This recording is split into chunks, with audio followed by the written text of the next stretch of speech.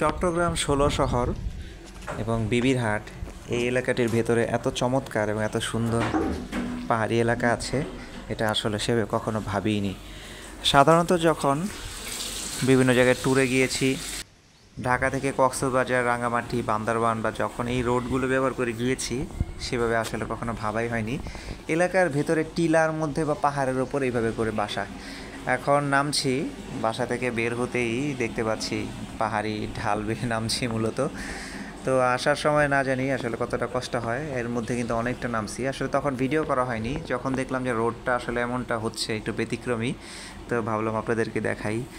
এবং রোডের পাশেই কিন্তু দেখা যাচ্ছে এত সুন্দর এই যে বন জঙ্গলের মতো যে হয়ে আছে ফরেস্ট্রি এরিয়া। তো এখানে ভিডিওতে কিন্তু বোঝা যায় না কতটা ঢাল বেয়ে নামছে। ওই যে দূরে যে মানুষ দেখা যাচ্ছে, ওনাদেরকে দেখলে কিন্তু বোঝা যায় ওনারা কিন্তু বেশ ঢালু। এবং এখানে বেশ পাখি এবং পাখির বা প্রাণীর অভয়ারণ্য বলা যায়। এখানে যতক্ষণ হাঁটছি প্রচুর শব্দ পাচ্ছি পাখির, বিভিন্ন ধরনের কাঠবিড়ালির ডাকাডাকি, কাঠঠোকরা, এগুলো দেখতে পাচ্ছি। নামতে নামতে আপনাদেরকে একটু পেছন ফিরে দেখানোর চেষ্টা করতেছি যে এটা আসলে কতটুকু উঁচু। আর যেটা বলছিলাম, পাহাড়ের টিলার মধ্যেই সেই বিশাল সুবিশাল বড় বড় বাড়িগুলো তৈরি করা হয়েছে, এখান থেকে কিন্তু মোটামুটি দেখা যাচ্ছে। এবং এখানে চলে আসছি, এটা রাবারের একটা বাগানের সরকারি কোনো গভর্নমেন্টের অফিস। এটা বেশ একটা ইনস্টিটিউট মূলত। যারা এই এলাকাটিতে থাকেন বা আশেপাশে বসবাস করেন তারা তো দেখলে চিনে যাবেন কোথায় আসছি। বেশ চমৎকার জায়গা, এত গাছ এবং গাছগাছালি তো আছেই, পাশাপাশি সবচেয়ে মানে অদ্ভুত এবং আমাদের যারা ঢাকায় বসবাস করি বা পাহাড়ি অঞ্চলে যাদের বাসা নেই বা থাকা হয় না, তাদের এই জাতীয় এলাকাগুলো আসলে আসলেই কিন্তু বিমোহিত হতেই হবে। কি সুন্দর বাগান করা, চারপাশে এত গাছ, এত সুন্দর, মানে অভূতপূর্ব একটা দৃশ্য। এগুলো কিন্তু সব টিলার উপরে, পাহাড়ের উপরে গাছগুলো। আমরা আস্তে আস্তে সেদিকেই যাব এবং আপনাদেরকেও নিয়ে যাব ওই জায়গাগুলো দেখানোর জন্য। কে কে মূলত এই জায়গাগুলোতে বসবাস করেন বা আছেন একটু কমেন্টস করে জানাবেন।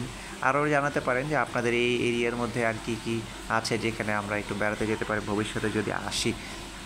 যেহেতু একদিনের সময় নিয়ে এসেছিলাম, গতকালকে রাতে বিকেলবেলা ড্রাইভ করে এসেছিলাম 5টার দিকে, 4.5 ঘন্টার মধ্যে ঢাকা থেকে চট্টগ্রাম এসে পৌঁছেছি। এবং আমরা মূলত আজকেই আবার চলে যাব। তো আজকে যেহেতু প্রচুর গরম, তো তারপরে আমরা দুপুরবেলা বের হয়েছি, একটু ঘুরতে বের হই। যেহেতু আসছি, বাসায় বসে থাকলে তো আর হচ্ছে না, একটু ঘুরে দেখা যাক। তো সেই হিসেবেই মূলত দুপুরবেলা প্রায় 11টা-12টার দিকে আমরা আবার একটু বের হলাম হাঁটতে হাঁটতে। বেশ গরম লাগছে, বাট আবার ভালো লাগছে। ভালো লাগার সাথে গরমের কষ্টটা যেন মিলিয়ে যাচ্ছে। এখান থেকে সামনে দেখতে পাচ্ছি পাহাড়ির ঢাল অনেকটা উপরে উঠে যাচ্ছে, এবং উঠতে বেশ বেশ আসলে কষ্টই হচ্ছে, যেহেতু ঢালও অনেক। ধীরে ধীরে হাঁটছি। এটার একদম শেষ মাথায় একটা কটেজের মতো আছে শুনেছি, তো সেদিকেই যাচ্ছি।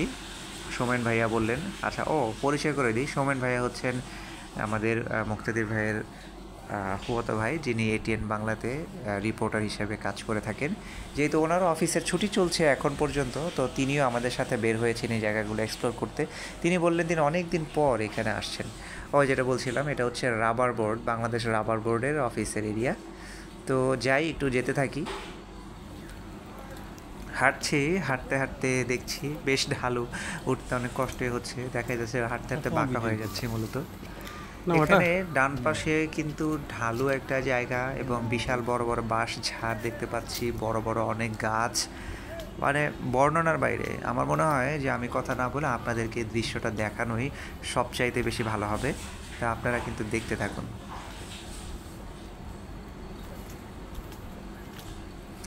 দেখতে দেখতে এই জায়গাতে আমরা কাঠবিড়ালি দেখতে পেয়েছিলাম, একটা গাছের ডালে কাঠবিড়ালি উঠছিল এবং পাখি তো ডাকাডাকি করছেই মূলত, যদি শোনা যায় তাহলে তো শুনতে পেলেন। প্রচণ্ড বৃষ্টির সময় এই জায়গাটা না জানি কতটা সুন্দর হয় সেটাই ভাবছি। প্রচণ্ড মুষলধারা বৃষ্টির সময় এই জায়গাটিতে একটু ঢল বেয়ে পানির মতো নামে, এবং শুনেছি শীতের সময় এখানে বেশ ঠান্ডা পড়ে, যেহেতু এটা একটা বনাঞ্চল, বেশ ঠান্ডা পড়ে। দেখতে দেখতে আমাদের কিন্তু যাওয়ার সময় হয়ে গেল। সেই দুপুরবেলা যখন বের হয়েছিলাম তখন প্রচণ্ড গরম, রৌদ্র ছিল। আর এখন আমরা বের হয়েছি, এখন আকাশ কিন্তু মেঘলা হয়ে গিয়েছে অলরেডি। চট্টগ্রামের যে সিটি গেট, দুঃখিত, লিংক রোড, এই লিংক রোডে ওঠার আগ থেকে মূলত বৃষ্টি হয়েছে। আমরা গাড়িতে এর মধ্যে ফুয়েল নিলাম, গ্যাস নিলাম, তো তখন থেকে কিন্তু ভালো বৃষ্টি শুরু হয়েছে, এখন আবার একটু থেমেছে। এই জায়গার চিটাগাংয়ের সবচাইতে আকর্ষণীয় একটা জায়গা বা আকর্ষণটা শুরু হয়ে যায় এই বায়েজিদ বোস্তামির লিংক রোড থেকেই। দুপাশে পাহাড়, মাঝখানে রাস্তা, পাহাড় কেটে মূলত এই রাস্তাটা করা হয়েছিল। তবে এতে করে পরিবেশের ভারসাম্যের বেশ একটা ক্ষতি হয়ে যায়। পাহাড়গুলো আসলে ঠিক সুন্দরভাবে বা ওই প্রসেস অনুযায়ী কাটা হয়নি, যতটুকু শুনেছি। নিয়ে নিউজ হয়েছিল, আমাদের সোমেন ভাই নিউজ করেছিলেন ওনার এটিএন বাংলা এই চ্যানেলটিতে। পাহাড়টা এমনভাবে কাটা হয়েছিল যার ফলে বর্ষার সময় দেখা যায় বা বৃষ্টির বাদলায় প্রায়ই এখান থেকে পাহাড় ধস হয় এবং রাস্তাটা বন্ধ হয়ে যায় এবং মৃত্যুর ঘটনাগুলোও কিন্তু ঘটে থাকে।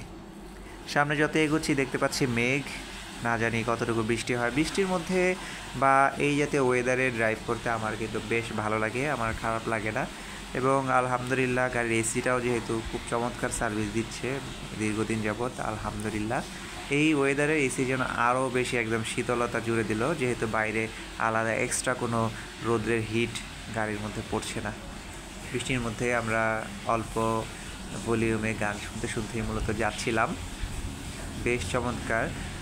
সরাসরি না দেখলে আসলে এই ছবিটা বা চিত্রটা বোঝার কোনো বুঝে অনুমান করা যাবে না কতটা সুন্দর। মূলত এই জায়গাটিতে কিন্তু ট্যুরিস্ট স্পট হিসেবে জায়গাটা হয়ে গিয়েছে, এখানে অনেকেই আসেন এবং এখানে অনেকে আশেপাশে অনেক রেস্টুরেন্টের মতো হয়ে গেছে, যারা মূলত ঢাকার দিয়াবাড়ি, 300 ফিট এবং কেরানীগঞ্জের বিভিন্ন পর্যটনের স্পটগুলো জানেন। ওই দূরে একটা মসজিদের মতো দেখলাম, আর সুন্দর পর্যটনের স্পটগুলো থাকে, তো এইরকম এই জায়গাতেও কিন্তু অনেকটা হয়ে গিয়েছে। ও আচ্ছা, অনেকে জিজ্ঞাসা করেন যে আমার গাড়ির সামনে কোনো ফেদার থাকে কেন। আমার গাড়িতে আসলে মোটামুটি এক বক্সের মতো ফেদার আছে। তো দেখা যায় উইকলি ফ্রি সময়গুলোতে একটু মেট্রোপ্লেক্স ইনডোর স্টেডিয়ামটাতে একটু খেলতে যাই, আমাদের কয়েকজন বড় ভাই এবং ফ্রেন্ডসরা আছেন। তো দেখা যায় গাড়ির মধ্যে থাকে অনেক সময়, এগুলো রেখে দেওয়া হয়। আর ব্যাডমিন্টন খেলতে যেহেতু ভালোবাসি, সেহেতু এটা আশেপাশে ফেদার ব্যাডমিন্টন র্যাকেট থাকলে বেশ ভালোই লাগে। যাই হোক, আমরা বায়েজিদ বোস্তামি লিংক রোড ধরে ধীরে ধীরে বেরোচ্ছি, যেহেতু এটা এখন একটা 2-ওয়ে রোড হয়ে গিয়েছে। ওই পাশের রোডে কোনো কাজ করছে বা কোনো একটা প্রবলেম হয়েছে, এই যে আমরা ধীরে ধীরে এগোচ্ছি 60-70 এইতে। আমাদের তাড়াহুড়ো নেই খুব একটা, যেহেতু এখন ঈদের সময়টা চলছে, আজকে ঈদের 4র্থতম দিন। এই সময়টাতে রাস্তায় আসলে খুব গাড়ির প্রেশার থাকার কথা না, এই জন্য আমাদের এমনিতেও তাড়াহুড়ো নেই। নর্মালি আমরা যেহেতু ঢাকা চিটাগং হাইওয়েতে আপনার অন্যান্য হাইওয়ের মতোই পুলিশ স্পিড গান নিয়ে থাকে, সেক্ষেত্রে 80 ক্রস করাটা আসলে উচিত হবে না। কখন স্পিড গানের মধ্যে পড়ে যায় আর হাজার হাজার টাকা জরিমানা দিতে হয়। এমনিতেই অর্থনৈতিক অবস্থা খুবই ভঙ্গুর, জরিমানার মধ্যে পড়তে চাই না। আর এই যে ওয়েদার, এই ওয়েদারে 70 থেকে 80 কিলোমিটার বেশ ভালো একটা গতি আমি মনে করি। চিটাগাং হাইওয়েতে সীতাকুণ্ডর এরিয়াতে যখন চলে আসলাম মিরসরাইয়ের দিকে, তখন আবহাওয়া একটু বেশ ভালো বলতে তখন অনেকটা ফ্রেশ। এর মধ্যে কিন্তু বেশ বৃষ্টি ঝাপটে কিন্তু আসছি, কিন্তু মনে হচ্ছে সামনে আরও বৃষ্টি হবে এমনটাই মনে হচ্ছে। যেহেতু বাতাসটা বেশি ঠান্ডা, এসি থেকে এখন যে এয়ার ফ্লোটা পাচ্ছি একটু বেশি ঠান্ডা, দ্যাট মিনস সামনে হয়তো বৃষ্টি হয়েছে বা সামনে হতে পারে, আকাশে মেঘলা। তো সামনের দিকে যাই, আপনাদের সাথে অনেকক্ষণ গল্প হলো, এই তথ্যগুলো শেয়ার করলাম, আমাদের এক্সপিরিয়েন্সগুলো শেয়ার করলাম। আপনারা আপনাদের এক্সপিরিয়েন্সগুলো কী হয় কী কোথায় জানাতে পারেন। আরেকটা বিষয়ে জানাতে পারেন যে 15, 16 বা 20 তারিখ নাগাদ খুব ইচ্ছা আছে আপনাদের সুপ্তধারা ঝর্ণা এবং গুলিয়াখালী এবং মহামায়া লেক এর দিকে যাবার। যদি এদিকে গেলে এখন কেমন হবে আপনারা একটু জানাতে পারেন, যারা এদিকে আছেন বা আমাদের সাথে যদি কেউ জয়েন করতে চান। যদিও আমরা বাইকে করে জয়েন করার প্ল্যান করেছি আর কি, আল্লাহ চাহে তো কোনো সমস্যা না হলে। আর এই হচ্ছে বিষয়, তো যেতে থাকি। বৃষ্টি কিন্তু আবারও শুরু হয়ে গিয়েছে, দেখা যাক সামনে কী অবস্থা হয়। এর মধ্যে আমরা একটু ড্রাইভ করতে থাকি এই রোডগুলো ধরে। গ্রামের এই দোকানগুলোর ভিউজগুলো বেশ ভালো লাগে। বলতে বলতেই কিন্তু বৃষ্টি কিন্তু প্রচুর চলে আসছে, মোটামুটি বৃষ্টি পর্যায়ক্রমে খুবই বাড়ছে যতই সামনে এগোচ্ছি। আরও আগে থেকে বৃষ্টি শুরু হচ্ছিল, ভিডিও করা হয়নি, বাট এখন বৃষ্টির পর্যায়ক্রমে বাড়ছে। আমরা আমাদের গতি অ্যাকচুয়ালি 60-70-র মধ্যেই আছি। ওয়েট রাস্তার মধ্যে স্পিডিং করাটা ঠিক মনে করছি না, যেতে থাকি আল্লাহ ভরসা। সবগুলো গাড়ি মোটামুটি হ্যাজার্ড লাইট এগুলো জ্বালিয়ে ড্রাইভ করতেছে, দেখি কী অবস্থা। এই পর্যায়ে এসে আমরা মূলত আর পারলাম না, আমাদের দাঁড়াতেই হলো। প্রচণ্ড বৃষ্টি, মানে এত বৃষ্টি যে ইঞ্জিন কাপারের মধ্যে পানি উঠে যাচ্ছে, এমন একটা ভয়াবহ অবস্থা। তো এই জায়গাগুলোর মধ্যে আমরা দাঁড়িয়ে আছি, দেখি কতক্ষণ দেখতেই পাচ্ছি। এর মধ্যে কিন্তু শিলাবৃষ্টি সহ হয়ে গেছে, গাছপালাগুলো ভেঙে পড়ছে। সামনে একটা ট্রাক দাঁড়িয়ে ছিল গরুর গাড়ি নিয়ে, পিছনে আরও বেশ কয়েকটা গাড়ি। যেহেতু আমাদের নিচু সেডানকার, আমাদের এই জন্য একটু সাবধানে চলাচল করতে হয়। তো দোয়া করবেন যেন আমরা নিরাপদে এবং সেফলি ঢাকা পৌঁছতে পারি। তো আজকের মধ্যে এখানে ব্লগটা শেষ করছি। ভালো থাকবেন। আসসালামু আলাইকুম।